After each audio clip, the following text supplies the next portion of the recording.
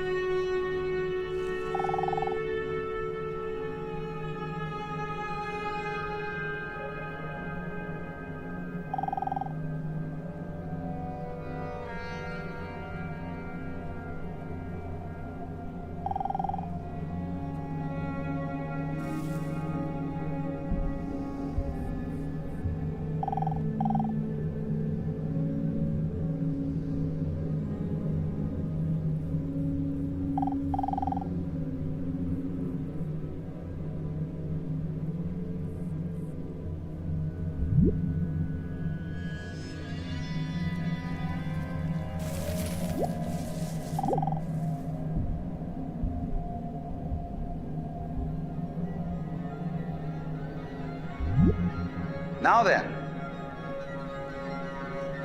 when you want to get control of something that wiggles, it's pretty difficult, isn't it? You try and pick up a fish in your hands, and the fish is wiggly and it slips out. What do you do to get hold of the fish? You use a net. And so the net is the basic thing we have for getting hold of the wiggly world. A net is something regular. And I can number the holes in a net. So many holes up, so many holes across. And if I can number these holes, I can count exactly where each wiggle is in terms of a hole in that net. But in order to do that, I've got to break up the wiggle into bits. And I've got to call this a specific bit, and this the next bit of the wiggle, and this the next bit, and this the next bit of the wiggle. And so these bits are things which I mark out in order to talk about the wiggle, in order to measure it, and therefore in order to control it. But in nature, in fact, in the physical world, the wiggle isn't bitted. So the world doesn't come thing. You and I are all as much continuous with the physical universe as a wave is continuous with the ocean. The ocean waves, and the universe peoples. And as the wave, I wave at you and say, you! The world is waving at me with you and saying, hi, I'm here. But the way we feel and sense our existence, being based on a myth that we are made, that we are parts, that we are things, our consciousness has been influenced so that each one of us does not feel that. We feel we have been hypnotized, literally hypnotized, by social convention into feeling and sensing that we exist only inside our skins, that we are not the original bang, but just something out on the end of it. And therefore we are scared stiff. Because my wave is going to disappear, and I'm going to die, and that would be awful.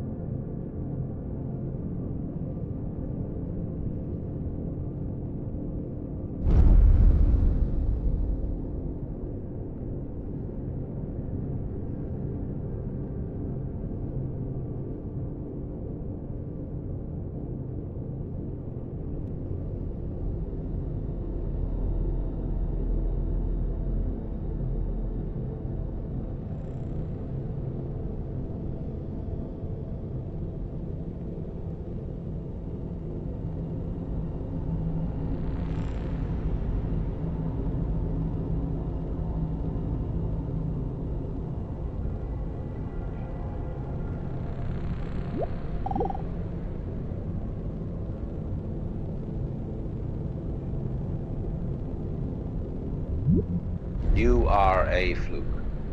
You are a separate event. And you run from the maternity ward to the crematorium, and that's it, baby. Now, why does anybody think that way? There's no reason to, because it isn't even scientific. It's just a myth. And it's invented by people who wanted to feel a certain way. They want to play a certain game. Camus said there is only really one serious philosophical question, which is whether or not to commit suicide. Should you or not commit suicide? This is a good question. Why go on? And you only go on if the game is worth the candle. Now, the universe has been going on for an incredible long time. And so really, a satisfactory theory of the universe has to be one that's worth betting on. That's it seems to me, absolutely elementary common sense. If you make a theory of the universe which isn't worth betting on, why bother? Just commit suicide. But if you want to go on playing the game, you've got to have an optimal theory for playing the game.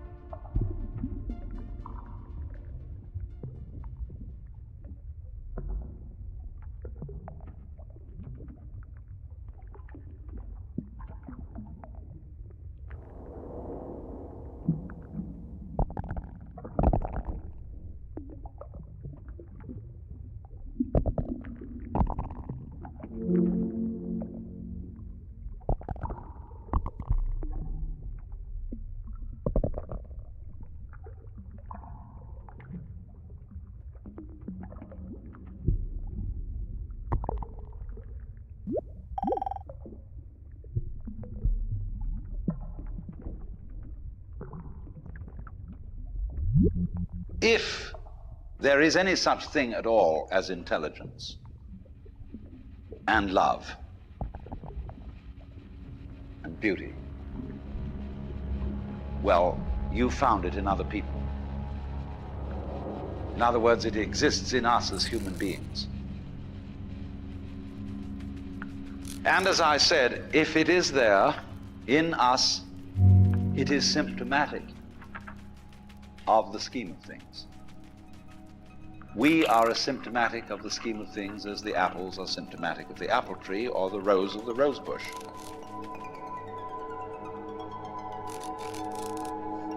The earth is not a big rock infested with living organisms, any more than your skeleton is bones infested with cells. The earth is geological, yes, but this geological entity grows people. And our existence on the earth is a symptom of the solar system and its balances, as much as the solar system in turn is a symptom of our galaxy. And our galaxy in its turn is a symptom of the whole company of galaxies. Goodness only knows what that's in.